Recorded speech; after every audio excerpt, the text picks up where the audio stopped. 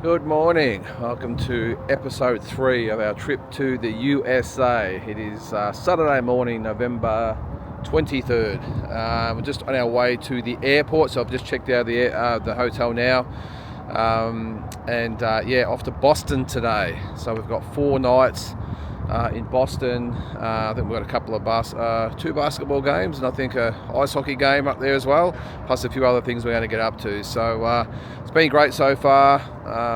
Really enjoyed Dallas, even though I've only been here for a couple of days. We'll be back later on in the trip for another couple of days, but yeah, beautiful city and can't wait to get back. So let's get the Uber organised and on to Boston.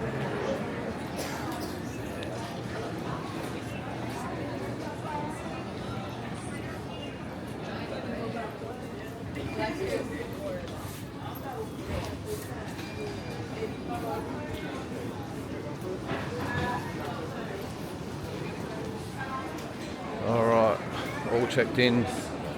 It's always a bit stressful trying to get through the security things. You don't know whether laptops in, laptops out, shoes on, shoes off, jackets on, jackets off.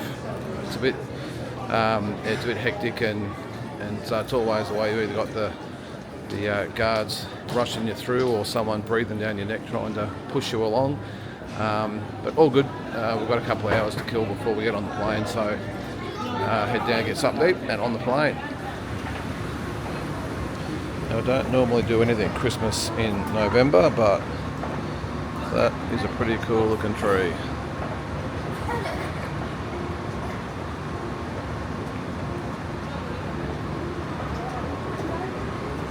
Not a bad view either.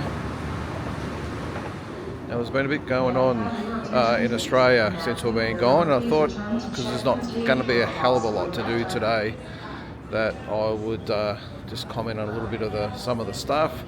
I did see when we were in Brisbane the Clay Waterman Paul Owakuso fight. There's been a lot probably said online. A couple of people asked me my opinion. I did watch. I didn't see the rest of the undercard though. When we got to the airport, I put it on and I had the replay. Look, from what I saw, I actually thought that Paul Owakuso did enough. I thought it was close. I definitely didn't agree with, I think it was Brad Vicali's card. I think it was 97, 93. Definitely didn't agree with that. I thought it might have been 6 rounds to 4 for Paul Owakuso. I mean, a lot of close rounds, really hard to score. So yeah, I would probably say Paul Owakuso dominated early. I thought Clay Waterman came back later. But I just thought Paul Owakuso was more effective with the punches, landed the better punches. Clay Waterman performed a lot better than what I thought he would, if I'm being honest. I thought that Paul Owakuso would have the skills to handle him no problems. But yeah, I was impressed with Clay Waterman. Better fighter than what I thought he was. So I just thought too, the last round, I thought that probably the sign of a very, very good fighter in Paul Owakuso, that he knew the urgency of getting that final round. I just thought it looked like he wanted it more against Clay Waterman in that last round. I thought Clay just didn't do enough in the last round if he was going to snatch the win. So, and that can sometimes be the difference. Just that one round, and that's what it was. I thought after 9 rounds it could have been sort of 5 to 4, and I thought, as I said, if Clay Waterman had a chance, he had to win that last round. And it was credit to Paul Owakuso too, by the way. He really put the pressure on, really threw the better punches, and I just thought Clay Waterman was just, for all the good stuff he'd done in the first or in the previous sort of 3 or 4 rounds, he let go in that last round. That last round he just had to win, and as I said, he just couldn't pull it out. So yeah, for me, 9 rounds to 6 for Paul Owakuso. I'm just going to just stay here for a little second because it's a little bit quiet. There's lots of people in the airport today.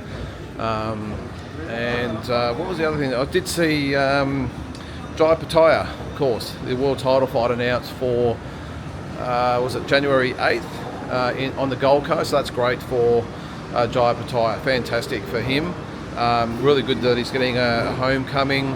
I'm sure the undercard will be fantastic as well. a bit of the view of the airport in there, the background there. So yeah, no, I think that's great for Jai, and a credit to, look, not enough gets said about Mick Francis. I know it's all about Eddie Hearn and everything else, but Mick Francis is doing an absolutely fantastic job with Jai, and Justice Hooney's on the way as well. So as I said, I just don't think he gets the plaudits that a lot of other promoters get. I know he's a very unassuming, quiet type of guy. He's very much in the background, but the fact that he's made, and the thing is too, with the Eddie Hearn situation, he did actually go to court against Eddie Hearn earlier in the year about was it Terramona. So the fact that they can both now get along harmoniously, I think it's fantastic, and put on a big fight. So look, no doubt it will be massive. I think it's a Gold Coast Convention Centre. There'll be a massive undercard for it, and again, just credit to everyone. And I really feel good for Jai that he's actually got the opportunity to finally defend that title in his backyard. And the other big news I did see as well is that, a couple of things. George Kambosos has signed with Matchroom. I don't think that was a massive surprise, but a really, really good move on George's behalf, I think. Look, he's at the stage of his career where he needs to make the best decisions for his career right here and now. There's no sort of jumping around promoters. There's no sort of winging it fight to fight. He needs something like Matchroom, and he's got it. So full credit to his team, and the fact he's going to 140. I think this really means that if Liam Paro can get over Richardson Hitchens and George can have maybe a tune-up fight early in 2025, we're going to see Paro versus Kambosos, excuse me, sometime in 2025. So that is fantastic news for Australian boxing. So, and then speaking of Australian boxing, the other thing I did see was that News Corp is being bought out by DAZN in their share of Foxtel. Now this has got major ramifications right across the board. Now most people, I won't say most people, a lot of boxing fans have got DAZN in Australia, but I think a lot of people don't realise DAZN's not just boxing. I think it gets promoted as boxing, but they do football and soccer. They do all different sports across the board. So the fact that they're going to buy into Foxtel, I wonder what this does to the whole contract situation with No Limit. This is the one that intrigues me, because DAZN obviously have got fighters signed to them. I mean, they're with Tasman Fighters as we know, and with Matchroom now, George Kambosos is part of that as well. It's going to be very, very interesting. I've got a feeling that, just a gut feeling, I don't know anything about how it all sort of works, that the No Limit monopoly, if that's what you want to call it, might be renegotiated in the next contract discussions, I would think, because it would be hard for DAZN to be in cahoots with the likes of Matchroom, Tasman and that here in Australia, and the main fighters who fight on that platform can't fight on there because of this arrangement. So don't be surprised, and especially the fact, I don't like to say it, like bringing someone like Tim Tszyu into it, the fact that Tim, with what happened in his last fight, apart from him, not a lot coming through. We don't know what's going to happen with Liam Wilson. Who knows what happens to Sam Goodman after the Inouye fight. I mean, if he happens to beat Inouye, then maybe we have a different discussion. But if he gets beaten by Inouye, as we all probably expect, as I said, we don't really know where Liam Wilson is.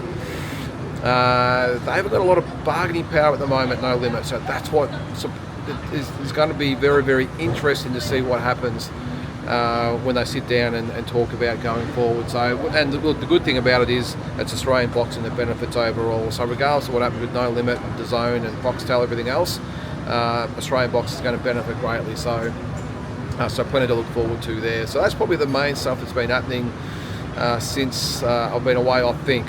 I'm sure someone will let me know. It's been great too. I really appreciate people have been sending me articles and that sort of stuff, because I haven't really checked a lot back home. But and again, I also appreciate all the messages that people have been sending as well, and liking the videos. But as I said today, I just thought I'd jump on here and do a little bit of an impromptu talking boxing, I suppose, because this is another travelling day. We're just on our way to Boston, I think, as I said earlier. So, but just quick thoughts on here in Dallas. Love it. Loved the JFK tour yesterday. The food, what normally happens with the food, I love it for the first 2 or 3 days, and then it gets very, let's say, it's a little bit unappealing, or less appealing, if that's the word. So it's about now I start to feel, geez, I'd love a salad or some fruit or something like that. So we might have to go to a supermarket and buy some of our own food, because it just starts to, it just sits a little bit uneasy after a couple of days. But anyway, look, we're having a great time. The people here are fantastic. Especially, you would have seen at the shooting range yesterday. They were awesome guys. It is what you think it is. When you picture sort of Dallas, Texas, lots of people with the cowboy hats and the boots and all that sort of stuff. It's just what they wear over here. It's fantastic. A lot of them carry guns and all that sort of stuff. So, but yeah, love it. I love the Texas life anyway. But and it's totally different to where we're going to next, because down here in Dallas, it's very much, if you look in the politics side of things, it's very much a red state, a Republican state. So it's Trump country or MAGA country, I suppose you'd call it. Where we're going to, Boston, is a very liberal, so more of a Democrat type of city. So and having been to Boston before, the two lifestyles, I suppose that's what we're going to call it, the two cultures, mini cultures within a culture, are totally different, totally different, and different ways of, with the politics. And even yesterday, like, I didn't actually say it yesterday on my video, but I was just standing there and a guy, one of the organisers, handed me a bunch of American flags to hand out at the JFK Memorial thing they did yesterday at Daily Plaza. And initially I was going to say, well, look, I don't think I'm really qualified, but I thought, well, I'll do it. He just handed it to me and walked away. So I walked around the crowd handing out American flags, which I know seems really odd, and it probably looks silly if you knew who I was. An Aussie walking around on a major commemorative day handing out American flags. But it was amazing that 95% of the people took them. Fantastic. They all wanted them, but there were a few who declined it. Now, a couple declined it politely and just said, oh, look, no, it's okay. But there are a few that, nope, don't want it. So this is where we're at in America at the moment. This is where the divide is. There's a lot of people that love the flag, they love everything about it, and they wear it. You see a lot of people wearing flags and stickers all over the car and flags, all that sort of stuff. But there still is very much the minority, by the way, who aren't happy with the situation here in America at the moment. Even though it's very much a red state, of course there's going to be people that don't like the Trump or MAGA movement, I suppose. But it'll be very different when we get to Boston, because, as I said, it's a very liberal city, a very blue city. So yeah, it's just amazing to come to a country that's got so many cultures within a culture, if that makes sense. The American culture, just in a whole, is very patriotic, very hard-nosed about their political beliefs.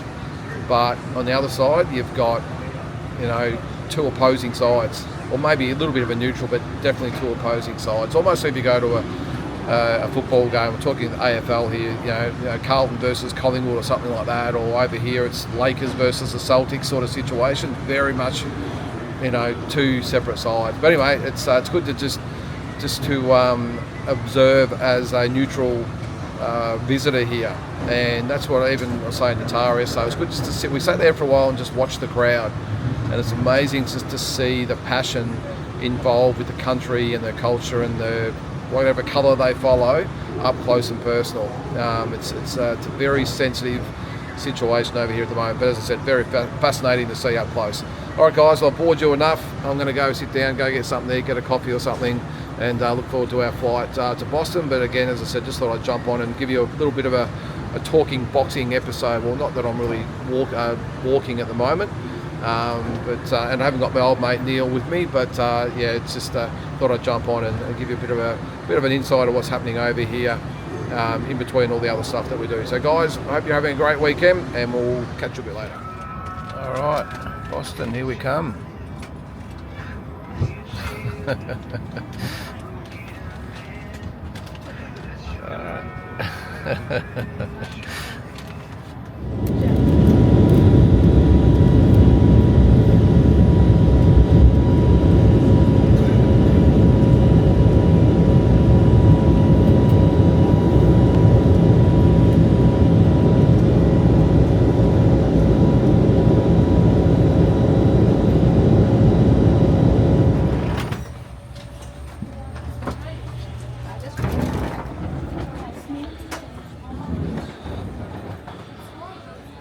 Welcome to Boston.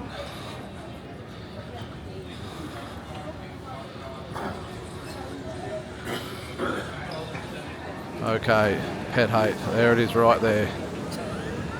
Right there. Example A. Just take 2 steps back. That's all it takes. Just 2. All right, we have arrived in Boston. We are at the Boxer. Stayed here. It's our 3rd time staying here now. Absolutely love it. And now we're going to walk around up to the corner where the stadium is. Boston Celtic Stadium. What's it called? Boston Gardens or something? Is that what it's called? TD Gardens. And get some snacks and drinks and whatever else, and have a bit of a look around, get something to eat as well. But it's good to be to our, is it 2nd or 3rd home or whatever it is. Beautiful place though, Boston. So I'm not sure if there's may as well, a game or anything on tonight. I think there is, but this is the eating hall we always go to. It's very cool.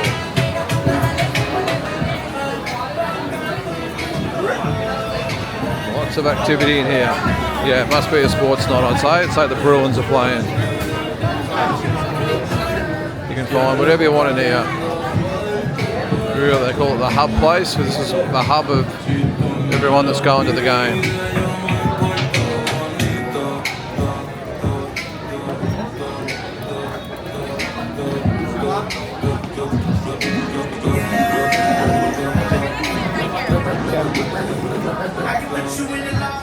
So the Bruins are playing tonight. We're going to see them in a couple of nights' time. Oh, the shop is shut. All right, we'll get this at another time. Some really cool stuff in there. Celtics, Boston Bruins, the Patriots.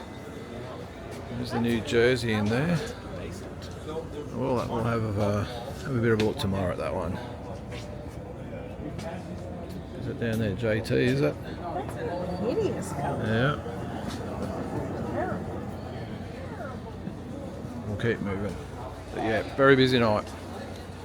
And this is the entry here. Let's go up to TD Gardens. And we'll be there tomorrow for the Celtics and the Clippers. Let's go get something to eat.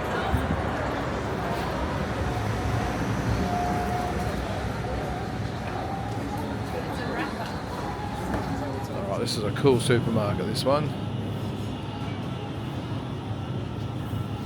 Got everything in it. Some supplies. Where are we?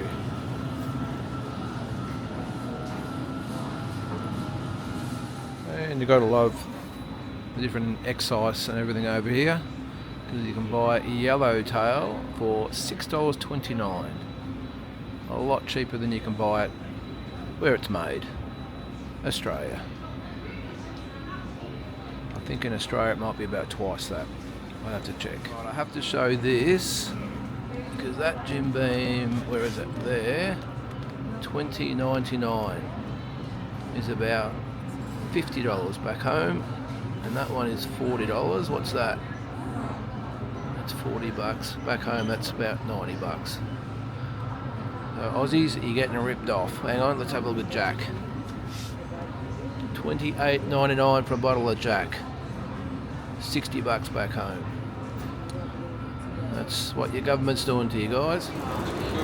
Alright, apparently it's not the Bruins. It's a rapper. Don't ask me who it is. But with the smell of you know what in the air, it probably makes sense. That's all you can smell. So yeah, don't ask me the name of the rapper because I wouldn't know, I wouldn't care. So gonna head and get a pizza and back to the hotel. Alright, halftime pizza.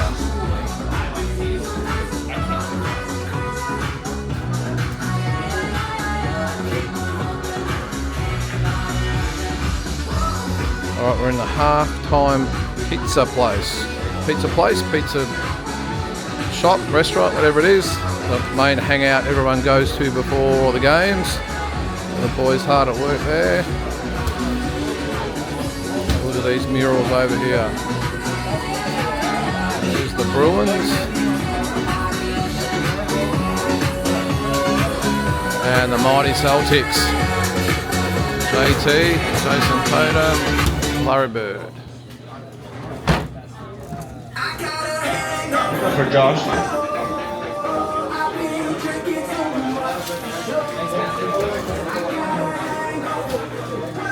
What are we thinking, guys?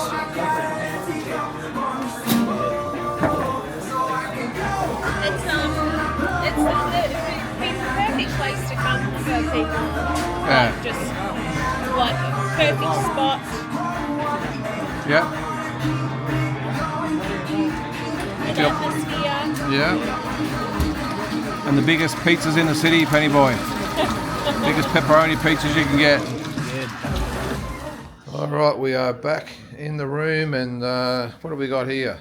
Barbecue chicken calzone, and that is one big ass Boston pizza. All right, well that will officially do it for tonight. I'll just turn that around there. That is it for episode number 3.